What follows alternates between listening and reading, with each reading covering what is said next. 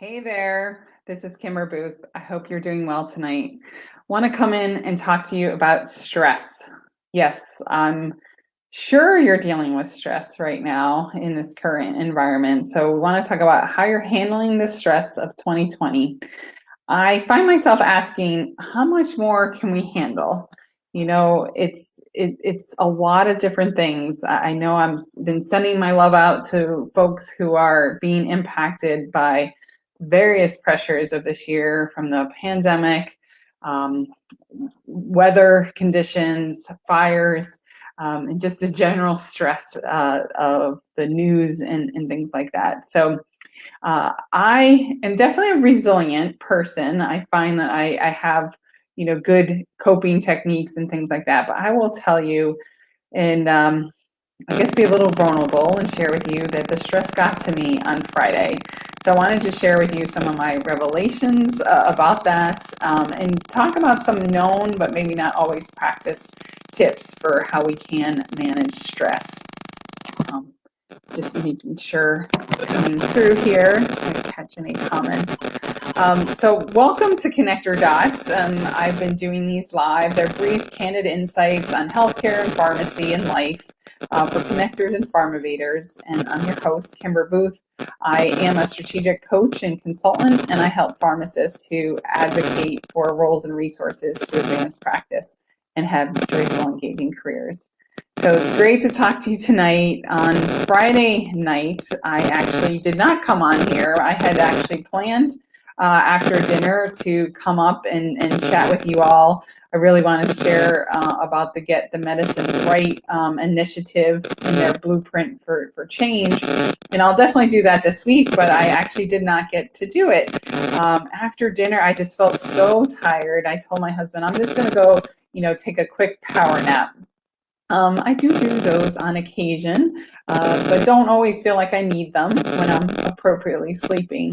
But I will tell you, that night I slept 12 hours. So from like 6 p.m., 6:15 p.m. till 6 the next morning, I slept. I did get up one time in the middle of the night, after I had slept about 7 hours, just to use the restroom, and then I went right back to sleep. And of course, at that time, I did get changed. That's probably TMI. But of course, I had originally fallen asleep in my clothes because I had just planned to take a quick nap, and my husband nicely let me sleep. So for me, that was definitely a sign that I wasn't taking care of myself, my mental health, my stress levels, and my sleep, obviously. So I definitely reflected on, what led me to sleep that many hours. I was shocked, to tell you the truth. I'm usually pretty good about sleeping. I usually have had some type of a device, and my husband, for my birthday this year, got me an Apple Watch, so I definitely use that to track my sleep. And so as I was reflecting on what were my habits, what led to that feeling, because I don't know that I felt that stress, but definitely my body was beat. My body was telling me I was stressed. And so when I looked back, I definitely realized, and I've caught myself doing this a lot, I was watching a lot of the news. A lot of it, even like when I would take breaks during the day for work, I would quickly turn on the news and see what was happening, whether it was the fires, the hurricane, the political atmosphere, COVID status. I was checking the news, and I was even staying up late watching the news. So my second bad habit was definitely, shortchanging my sleep. So my target is somewhere between 7 and 7.5 hours, where if I sleep that, I naturally wake up, I feel completely refreshed, and can go the whole day. But as I look back at my health app and saw, I was shortchanged. I was probably sleeping, on average only 6 to 6.5 hours a night, which does mean that there were some nights that were even shorter than that. So what was I doing? Sometimes I was staying up, working on my business, stuff that I enjoy, but obviously should not be shortchanging my sleep for it. Working for clients sometimes, but sometimes literally I was just somewhat wasting time by watching the news, staying up late, feeling like I want to hear it all. And of course, the combination of those two for me were the biggest stressors. I think that was the main things. Again, I feel very lucky because I'm not being immediately negatively impacted by a lot of the current crises that are occurring. But I feel it by watching the news. And again, my heart goes out to those folks. So, I know there's common tips for, how to deal with stress. And there's things that I do that I want to talk to you about, but I actually looked and found, a list on the CDC website, because of course they know that a lot of folks are dealing with stress right now, and it's can have a negative impact on people. So I'll share with you a few of those tips, and I listed them in the notes for this session. But first, it's from a COVID perspective. Of course, the CDC is realizing that itself can cause stress. Is of course making sure that you know what to do if you were to get sick, and then where and how to get treatment. So, as a pharmacist, for me, I kind of know this already. I feel pretty good about that, but it is definitely a good conversation for some of our loved ones to help them decrease their stress so that they did have a plan. And then we definitely want to take care of our emotional health and really assessing it, right? Because there can be, depression and other feelings that come up during these times that we really have to recognize and understand. The next tip is definitely one that I had to absorb, which is take breaks from watching, reading, or listening to the news stories. This does include social media. And so while you're probably watching me right now on social media, I have also, taken breaks from that this past weekend. So I definitely, after waking up on Saturday and realizing, that I had let stress get to me, I have, cut back on things like that. There's definitely a time, and I love, being connected with people through social media.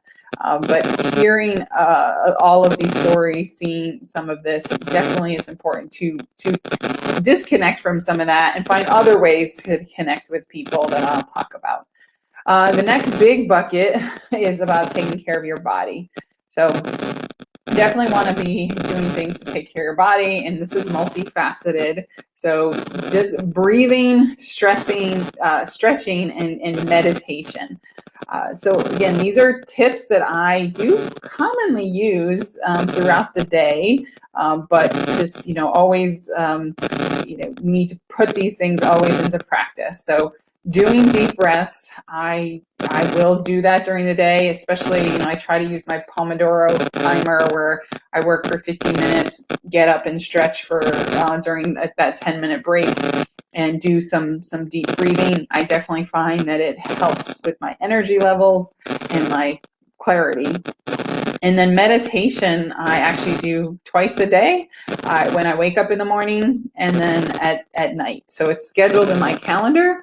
And if I do it at that right time and I'm in bed when I'm supposed to be, then I'll go to bed at the right time. So that's important. Of course, eating healthy, balanced meals. I know many people during the pandemic, because some people are home more, and that definitely is the case for me.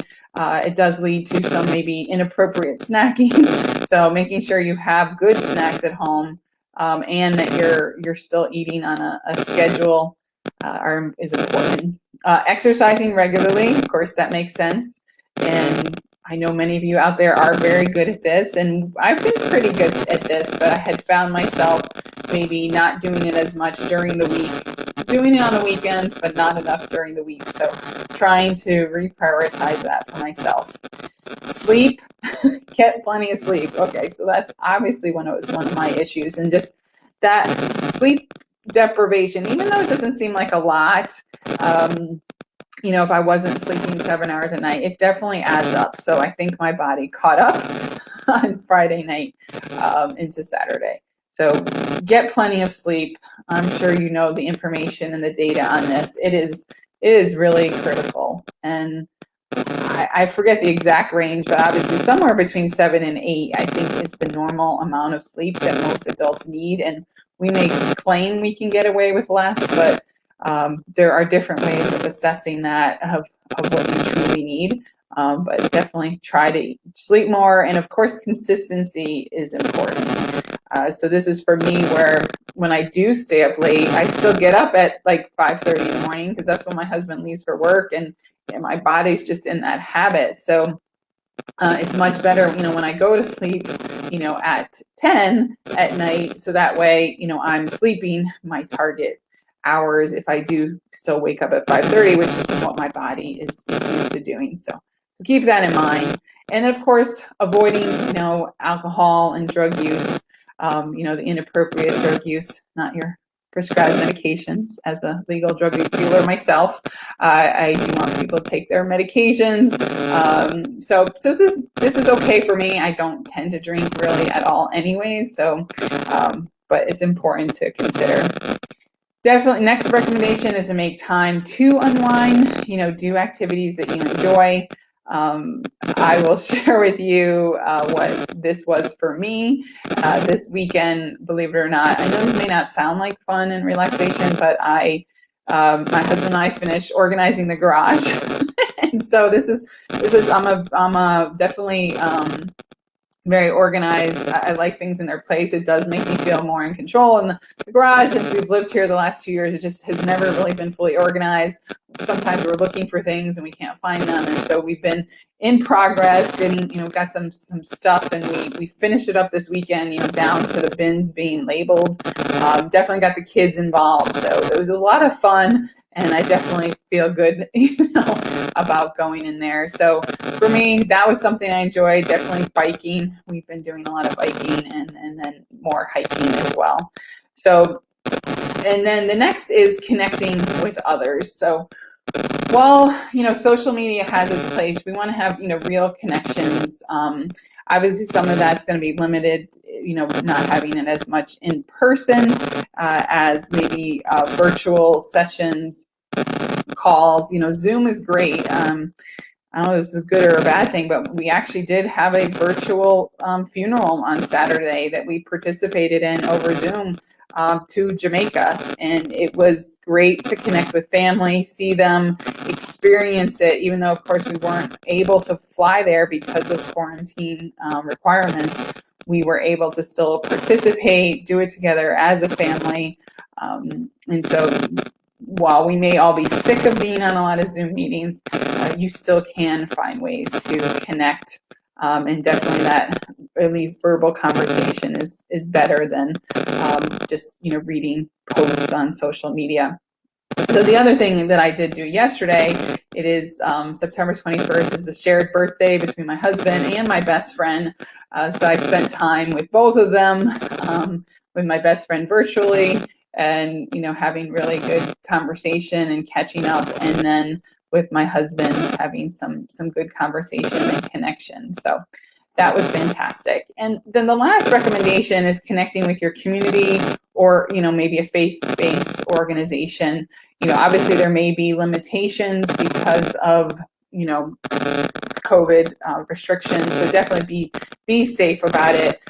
But, contacting and being in touch with your community, other volunteer work, all of these suggestions, definitely when I think about it, and as I think about how I plan my life, I think about it in four simple quadrants as how I plan and think about in my balance. And I definitely looked at that on Saturday. Was I balanced? And again, I think overall I was fairly balanced. And the quadrants are myself, my family and friends, my community, and then my career.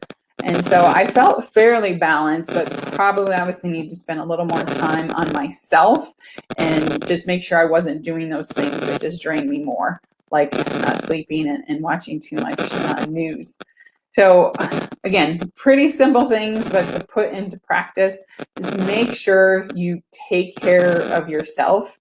I've definitely been able to reprioritize that and have some things scheduled now to make sure I'm continuing those connections and prioritizing myself during these stressful times. So I thank you for joining me here on the Connect Your Dots Conversations. I do wish you health, happiness, and connection in your life.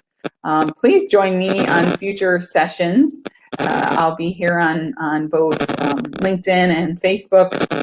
You can also go to my website at kimberbooth.com/connect to join my email list, and I'll be saving these in a central portal for my people in my community, so you can easily access them, because I know sometimes you don't catch these in the feeds, depending on when you're looking at LinkedIn. So thank you so much for joining me tonight, and again, wish you health and happiness. Take care.